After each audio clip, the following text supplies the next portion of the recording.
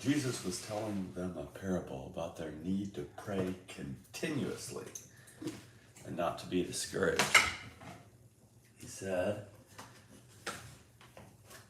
in a certain city there was a judge who neither feared God nor respected people. In that city there was a widow who kept coming to him saying, "Give me justice in this case against my adversary." For a while he refused, but finally said to himself, "I don't fear God or respect people, but I will give this widow justice because she keeps bothering me. Otherwise there will be no end to her coming here and embarrassing me." Jesus said, "Listen to what the unjust judge says. Won't God provide justice to his chosen people who cry out to him day and night? Will he be slow to help them? I tell you, he will give them justice quickly. But when the human one comes, will he find faithfulness on earth?" Jesus told this parable to certain people who had convinced themselves that they were righteous and who looked on everyone else with disgust. Two people went up to the temple to pray.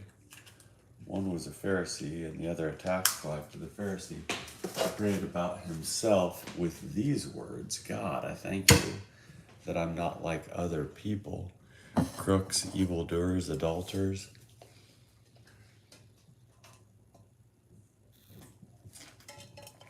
or even like this tax collector. I fast twice a week. I give a tenth of everything I receive." But the tax collector stood at a distance.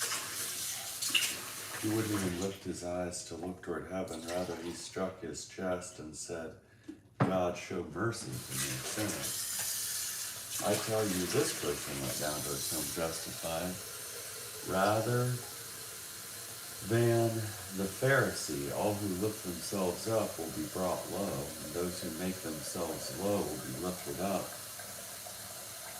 People were bringing babies to Jesus so that he would bless them. When the disciples saw this, they scolded them. Then Jesus called them to him and said, "Allow the children to come to me. Don't forbid them, because God's kingdom belongs to people like these children. I assure you that anyone who doesn't welcome God's kingdom like a child will never enter it." A certain ruler asked Jesus, "Good teacher, what must I do to obtain eternal life?" Jesus replied, "Why do you call me good? No one is good except the one God. You know the commandments. Don't commit adultery. Don't murder. Don't steal. Don't give false testimony. Honor your father and mother." Then the ruler said, "I've kept all these things since I was a boy." When Jesus heard this, he said, "There's one more thing. Sell everything you own and distribute the money to the poor. Then you will have treasure in heaven, and come follow me." When he heard this, the man became sad because he was extremely rich. When Jesus saw this, he said, "It's very hard for the wealthy to enter God's kingdom. It's easier for a camel to squeeze through the eye of a needle than for a rich person to enter God's kingdom." Those who heard this said, "Then who can be saved?" Jesus replied, "What is impossible for humans is possible for God." Peter said, "Look, we left everything we owned and followed you." Jesus said to them, "I assure you that anyone who has left house, husband, wife, brothers, sisters, parents, and children because of God's kingdom will receive many times more in this age and eternal life in the coming age." At that time, Jesus took the 12 aside and said, "Look, we're going up to Jerusalem, and everything written about the human one will be accomplished. He will be, by the prophets, will be accomplished. He will be handed over to sinners.